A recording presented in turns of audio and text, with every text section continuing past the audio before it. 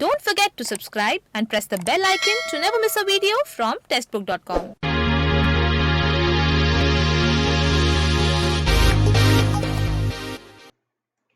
नमस्कार, स्वागत है आपका टेस्टबुक.com में। एसएससी ने जूनियर इंजीनियर एग्जामिनेशन 2020 का नोटिफिकेशन रिलीज कर दिया है और इसके ऑनलाइन रजिस्ट्रेशन स्टार्ट हो चुके हैं 1 अक्टूबर 2020 से और जो लास्ट डेट है अप्लाई करने की वो है 30 अक्टूबर 2020।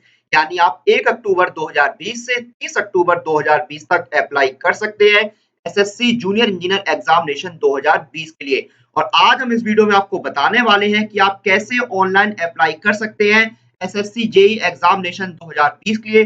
हम स्टेप बाय स्टेप आपको पूरी प्रोसेस बताएंगे ऑनलाइन अप्लाई करने की एसएससी जेईई के लिए। तो आइए शुरू करते हैं और जानते हैं ऑनलाइन अप्लाई करने की प्रोसेस। सबसे पहले आपको एसएससी की ऑफिशियल वेबसाइट पर विजिट करना होगा। जब आप ऑफिशियल वेबसाइट पर विजिट करेंगे तो ये होम पेज है एसएससी की वेबसाइट का। तो इसमें देखिए राइट हैंड साइड में सबसे नीचे एक ऑप्शन आ रहा है न्यू यूजर रजिस्टर नाउ। तो आपको न्यू यूजर पर क्लिक करना होगा। ऐसे यूजर्स जो ऑलरेडी रजिस्टर कर चुके हैं उनको लॉगिन करना होगा, लेकिन मैं यहाँ पर आपको बताने वाला हूँ कि आप नए यूजर का रजिस्ट्रेशन कैसे करेंगे। तो आपको न्यू यूजर पर क्लिक करना होगा। उसके बाद देखिए बेसिक डिटेल्स का पेज ओपन हो जाएगा। सबसे पहला ऑप्शन है डू यू हैव आधार, क्या आपके पास आधार कार्ड है। अगर आपके पास आधार कार्ड है तो आप यस का ऑप्शन सिलेक्ट कीजिए, वरना आप नो कर दीजिए। मैंने यहाँ पर यस किया है क्योंकि मेरे पास आधार कार्ड है। और अगर आपके पास आधार कार्ड है, आपने यस किया है, तो आप अपना आधार नंबर एंटर कीजिए और उसको वेरीफाई कीजिए। मैंने यहाँ पर अपना आधार नंबर एंटर कर दिया है, जो आप देख रहे हैं मैंने हाइड किया हुआ है। उसके बाद आपका टाइप ऑफ आईडी, कि आपकी आईडी का टाइप क्या है। अगर आपके पास आधार नहीं है तो आप अपनी दूसरी कोई आईडी सिलेक्ट कर लीजिए और उस आईडी का नंबर डालिए। फिर आपका क्या है, अगला ऑप्शन है आपके नेम का। आपको अपना नाम डालना है और उसके बाद उस नाम को वेरीफाई करने के लिए दोबारा से इंटर करना है। उसके बाद एक फिर ऑप्शन आ रहा है have you ever change name, क्या आपने कभी अपना नाम बदला है। अगर आपने नाम बदला है तो आप यस कर दीजिए, वरना आप नो कर दीजिए। अगर आपने नाम बदला है तो आपको चेंज नेम जो है वो ऑप्शन 2D में लिखना है। ये आपका हो गया आईडी और नाम। उसके बाद आपको अपने फादर का नेम डालना है और फिर अपना मदर का नेम डालना है। तो देखिए आपको नाम डालते समय एक चीज ध्यान रखनी है कि नाम के आगे mister, Shri, late, doctor, professor ये कुछ भी नहीं लिखना है, सिर्फ आपको नाम लिखना है। और आपको वही नाम लिखना है जो मैट्रिक यानी 10th की मार्कशीट में, सेंट की सर्टिफिकेट में मेंशन है। तो आपको वही नाम यहाँ पर लिखने हैं। उसके बाद आपको अपनी डेट ऑफ बर्थ डालनी है, जो आपकी डेट ऑफ बर्थ है। जैसे मैंने यहाँ पर डाली हुई है 4/12/1994। इसी फॉर्मेट पे आपको अपनी डेट ऑफ बर्थ डालनी है। मेरी डेट ऑफ बर्थ है 4 दिसंबर 1994। तो देखिए डेट को लेके मैं आपको एक चेता दूं, जो डेट है उसके लिए एज के लिए कट ऑफ डेट है 1 जनवरी 2021। यानी 1 जनवरी 2021 को जो आपकी एज होगी, जो आपकी उम्र होगी, वही आपकी फाइनल एज मानी जाएगी। और जो एज लिमिट है वो हर पोस्ट के लिए अलग अलग है ऑर्गेनाइजेशन के हिसाब से। मैं एग्जांपल के लिए बताता हूं कि सीपीडब्ल्यूडी जो ऑर्गेनाइजेशन है, सेंट्रल पब्लिक वर्क्स डिपार्टमेंट, उसमें जूनियर इंजीनियर की पोस्ट की जो एज लिमिट है वो है अप टू 32 इयर्स। लेकिन बॉर्डर रोड ऑर्गेनाइजेशन में जो जूनियर इंजीनियर की पोस्ट की एज लिमिट है वो है अप टू 30 इयर्स। तो यहाँ पर इस तरह से एज लिमिट में थोड़ा सा डिफरेंस है ऑर्गेनाइजेशन के हिसाब से। तो वो आप ऑफिशियल नोटिफिकेशन में चेक कर लीजिएगा कि आप जिस ऑर्गेनाइजेशन या जिस पोस्ट के लिए अप्लाई कर रहे हैं उसकी एज लिमिट क्या है। एज लिमिट के लिए कट ऑफ डेट है 1 जनवरी 2021। तो आपने यहाँ पर अपनी डेट डाल ली है, डेट ऑफ बर्थ डाल ली है। उसके बाद आएगी आपकी मैट्रिकुलेशन यानी 10th की जो एग्जामिनेशन डिटेल्स है वो आपसे पूछी जाएंगी। सबसे पहले आपका एजुकेशन बोर्ड, यानी आपने किस बोर्ड से अपना 10th पास किया है वो आपको सिलेक्ट करना है। मैंने सीबीएसई बोर्ड से पास किया है तो मैंने यहाँ पर सीबीएसई बोर्ड सिलेक्ट कर लिया। उसके बाद आपको अपना रोल नंबर डालना है, जो आपके 10th का रोल नंबर है वो आपको डालना है। फिर आपको ईयर ऑफ पासिंग, जिस साल आपने 10th पास किया है वो आपको सिलेक्ट करना है। फिर आपको अपना जेंडर सिलेक्ट करना है। उसके बाद लेवल ऑफ एजुकेशनल क्वालिफिकेशन, आपने कहां तक की पढ़ाई करी है। मैंने ग्रेजुएशन किया हुआ है तो मैंने सिलेक्ट कर लिया है। फिर आपको अपना मोबाइल नंबर डालना है और उस मोबाइल नंबर को वेरीफाई करना है। तो ये हो गया आपकी एजुकेशनल डिटेल्स हो गई। आपने अपने 10th का रोल नंबर डाल दिया, फिर आपने अपनी एजुकेशनल लेवल जो है वो डाल दिया। अगला है ईमेल आईडी, आपको अपनी ईमेल आईडी डालनी है और उस ईमेल आईडी को वेरीफाई करना है। और आपको अपना राज्य या केंद्र शासित प्रदेश जो आपके परमानेंट एड्रेस में आता है वो आपको सिलेक्ट करना है। अब देखिए मोबाइल नंबर और ईमेल आईडी आप बहुत ध्यान से डालिएगा, उसमें कोई भी गलती मत कीजिएगा, क्योंकि जो आपका मोबाइल नंबर है, जो आपकी ईमेल आईडी है, वो फ्यूचर में आपसे कांटेक्ट करने के लिए यूज होगी। सारे जो आपके ओटीपी हैं, जो आपके पासवर्ड हैं, जो आपकी रजिस्ट्रेशन आईडी है, वो सारी जो डिटेल्स है आपकी, वो आपकी ईमेल आईडी और मोबाइल नंबर पर ही आएंगी। तो इनको डालने में बिल्कुल भी गलती मत कीजिएगा। तो सारी डिटेल्स डाल दी आपने, उसके बाद सेव पर आप क्लिक कीजिए। मैंने देखिए रेड सर्किल क्या हुआ है, सेव के ऑप्शन पर आप क्लिक करेंगे। उसके बाद देखिए आपको यहाँ पर एक रजिस्टर जो आपका रजिस्टर मोबाइल नंबर जो आपने सबमिट किया है और ईमेल आईडी है, उस पर देखिए आपको ओटीपी भेज दिया गया है। भेजा जाएगा तो उसके लिए आपको अपनी mobile number, email ID confirm करना है। तो कंफर्म के ऑप्शन पर आप क्लिक कीजिए और कंफर्म के ऑप्शन पर आप क्लिक करेंगे तो आपका रजिस्ट्रेशन कंप्लीट हो जाएगा।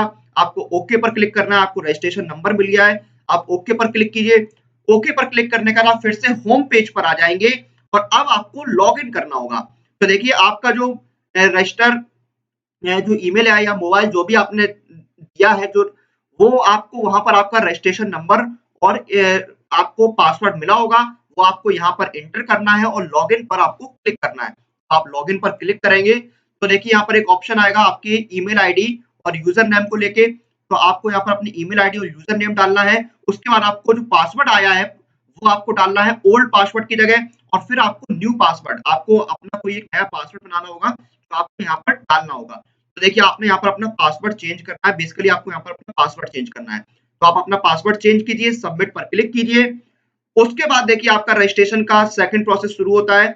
आप सबसे पहले जो आपकी जो बेसिक डिटेल्स है, जो वहां पर आपने भरी थी स्टार्टिंग रजिस्ट्रेशन डिटेल्स में, वो सारी आपको यहाँ पर शो होंगी, उनका प्रीव्यू होगा और ये सारी डिटेल्स आप वेरीफाई कर लीजिए और उसके बाद आप नेक्स्ट पर क्लिक कीजिए। जब नेक्स्ट पर क्लिक करेंगे तो अब आपको कॉन्टैक्ट डिटेल्स फिल करनी है। सबसे पहले आपको अपनी कैटेगरी सिलेक्ट करनी है। जैसे मैंने यहाँ पर जनरल कैटेगरी सिलेक्ट की है, आप जिस भी कैटेगरी से बिलोंग करते हो, general, EWS, OBC, ST, SC, वो कैटेगरी आप सिलेक्ट कर लीजिए। फिर आपको अपनी नेशनलिटी सिलेक्ट करनी है, आप सिटीजन ऑफ इंडिया है या और आपका सब्जेक्ट ऑफ नेपाल, तो उस तरह से आपको अपनी नेशनलिटी सिलेक्ट करनी है। उसके बाद देखिए आइडेंटिफिकेशन मार्क्स, कोई एक अपना आइडेंटिफिकेशन मार्क्स आपको यहाँ पर मेंशन करना है। जैसे कि मैंने यहाँ पर मेंशन किया है mark, injury mark on forehead, यानी कि माथे पर चोट का निशान। तो आपको भी अपना कोई ऐसा आइडेंटिफिकेशन मार्क यहाँ पर मेंशन करना है। उसके बाद अगला ऑप्शन है are you a person with benchmark disability. अगर आप ऐसे पर्सन है जिनको बेंचमार्क डिसेबिलिटी है तो आप यस कर दीजिए, वरना आप नो कर दीजिए। अगर आपने यस किया है, आप में कोई डिसेबिलिटी है, तो आप उस डिसेबिलिटी का टाइप यहाँ पर सिलेक्ट कीजिए और फिर उस डिसेबिलिटी का सर्टिफिकेट नंबर आप एंटर कर दीजिए। उसके बाद आपको अपना परमानेंट एड्रेस डालना है। मैंने यहाँ पर डाला है सिविल लाइंस, स्टेट डाला है मैंने उत्तर प्रदेश, डिस्ट्रिक्ट आपको डालना है, फिर आपको अपना पिन कोड डालना है।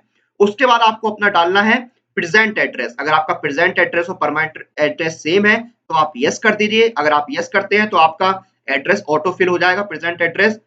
अगर आपका एड्रेस अलग है तो आप नो कर दीजिए और मैन्युअली एड्रेस को फिल कर दीजिए।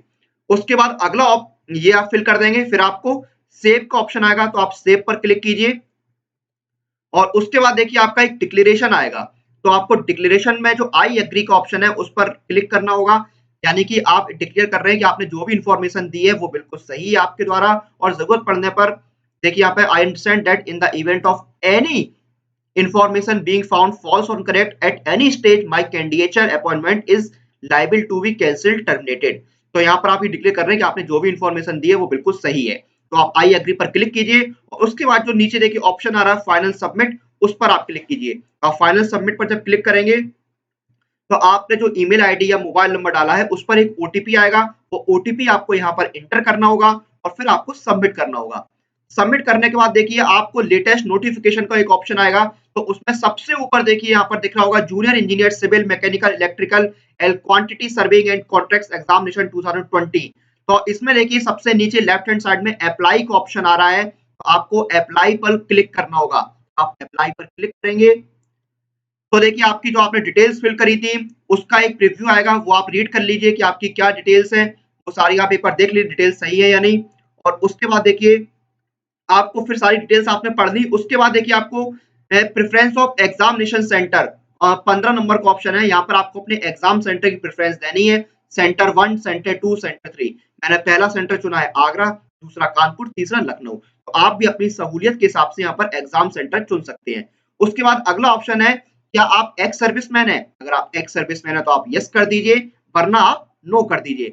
अगर आप एक्स दूसरा ऑप्शन है कि date of discharge from armed forces, आप जिस तारीख को आर्म्ड फोर्सेज से डिस्चार्ज हुए हैं वो डेट आपको मेंशन करनी है। या फिर have you already joined a civil post by availing benefit of reservation for ex serviceman, क्या आप एक्स सर्विसमैन का बेनिफिट लेकर आपने कोई सिविल पोस्ट ज्वाइन करी है? अगर ऐसा है तो यस करिए, वरना आप नो कर दीजिए। अगर आपने सिविल पोस्ट कोई ज्वाइन करी है एक्स सर्विसमैन रिजर्वेशन का बेनिफिट लेके, तो उसकी यहाँ पर आपको ज्वाइनिंग डेट मेंशन करनी है। उसके बाद for ex serviceman length of service in armed forces, armed forces में आपने जितने साल सेवाएं दी हैं वो आपको ईयर्स में मेंशन करनी है। अगला क्वेश्चन है whether suffering from cerebral palsy, तो अगर आप सेरिब्रल पैल्सी से जूझ रहे हैं, सफर कर रहे हैं, तो आप यस करिए, वरना आप नो कर दीजिए। Do you have physical limitation to write and scribe is required, अगर आपको लिखने में कोई दिक्कत होती है और आपको स्क्राइब की जरूरत है तो आप यस कर दीजिए, वरना आप नो कर दीजिए। उसके बाद वेदर स्क्राइब इज रिक्वायर्ड, आपको स्क्राइब की जरूरत है, अगर आपको लिखने में कोई प्रॉब्लम होती है और आपको स्क्राइब की सर्विस चाहिए है तो आप यहाँ पर यस कीजिए।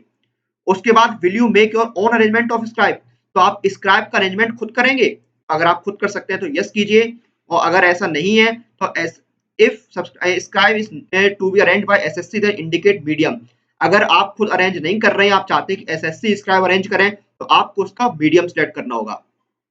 अगला है वेदर सीकिंग एज रिलैक्सेशन, क्या आप एज रिलैक्सेशन ले रहे हैं? अगर आप एज रिलैक्सेशन ले रहे हैं तो यस कीजिए, वरना आप नो कर दीजिए। अगर आप ले रहे हैं तो आपको यहाँ पर कोड इंडिकेट करना होगा एज रिलैक्सेशन का।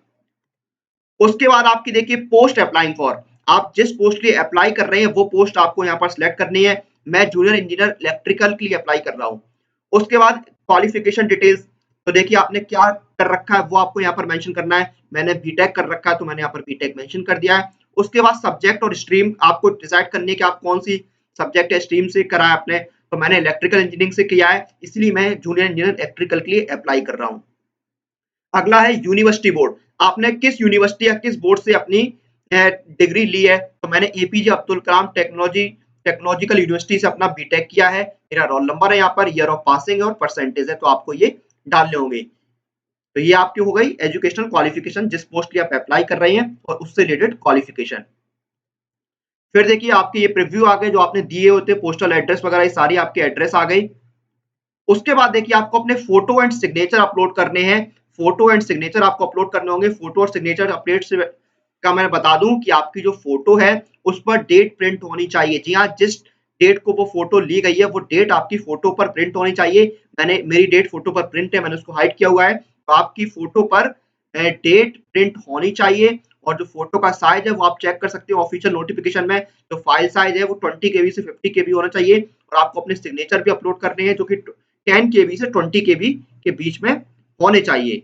तो देखिए अगर हम फोटो सिग्नेचर की बात करें तो फोटो सिग्नेचर आपको रिसाइज करने पड़ते हैं, तो उसके लिए टेक्स्ट बुक आपके लेकर आया है free photo cropping and resizing tool for all competitive exam. इस free photo cropping and resizing tool का यूज करके आप अपने जो फोटो है, जो सिग्नेचर्स हैं, उनको रिसाइज कर सकते हैं, उनको क्रॉप कर सकते हैं। तो आप देखिए टेक्स्ट बुक का free photo cropping and resizing tool का यूज करके अपनी फोटो और सिग्नेचर को रिसाइज कर सकते हैं। तो देखिए मैं फिर से बता दूं, आपकी जो फोटो है उस पर आपकी डेट मेंशन होनी चाहिए, जिस डेट को वो फोटो क्लिक हुई है, जिस डेट की वो फोटो है। तो आप यहाँ पर अपने फोटोग्राफ एंड सिग्नेचर अपलोड कर देंगे। उसके बाद देखिए आपको आई एग्री पर क्लिक करना है, जो यहाँ पर सिक्योरिटी इमेज दी हुई है उसको उसको इंटर करना है, और फिर आपको प्रीव्यू पर क्लिक करना है। प्रीव्यू पर जब आप क्लिक करेंगे उसके बाद देखिए आपको यहाँ पर फोटोग्राफ एंड सिग्नेचर आपने प्रीव्यू ले लिया, उसके बाद फोटोग्राफ सिग्नेचर आपको दिख रहे होंगे। सबसे नीचे देखिए आप जब आएंगे तो आपको सबमिट का ऑप्शन दिख रहा होगा, तो सबमिट के ऑप्शन पर आप क्लिक करेंगे। अगर आप चाहें तो एडिट और मॉडिफाई भी कर सकते हैं, तो आप सबमिट के ऑप्शन पर क्लिक करेंगे। सबमिट के ऑप्शन पर आप क्लिक करेंगे तो यहाँ पर एक ऑप्शन आ रहा है, application form is provisionally accepted, do you want to process to for payment.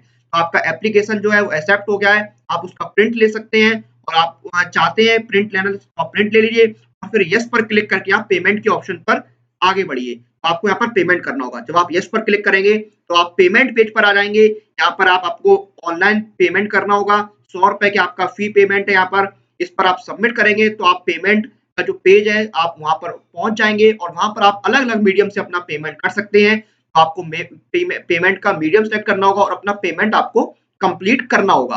तो ये आप पेमेंट कर देंगे और आपका जो रजिस्ट्रेशन है वो कंप्लीट हो जाएगा, आपकी एप्लीकेशन जो है वो फिल हो जाएगी, सबमिट हो जाएगी। और ये था पूरा process. SSC junior engineer examination 2020 में ऑनलाइन अप्लाई करने का स्टेप बाय स्टेप हमने आपको बताया। पहले आपको अपना रजिस्ट्रेशन करना है, उसके बाद आपको अपनी डिटेल्स डालनी है, अपनी फोटोग्राफ डालनी है, सिग्नेचर डालनी है, उसके बाद आपको अपना फी पेमेंट करना है और आपको अपनी एप्लीकेशन सबमिट करनी होगी। तो ये पूरा स्टेप बाय स्टेप प्रोसेस है और 1 अक्टूबर से रजिस्ट्रेशन स्टार्ट हो चुके हैं। लास्ट डेट अप्लाई करने की 30 अक्टूबर 2020। इसी के साथ इस वीडियो को हम यहाँ पर समाप्त करते हैं। आप लोग अपनी एग्जाम प्रिपरेशन और एग्जाम डेट अपडेट की हमारे साथ बने रहिए। Press the bell icon for all the latest update regarding your exam.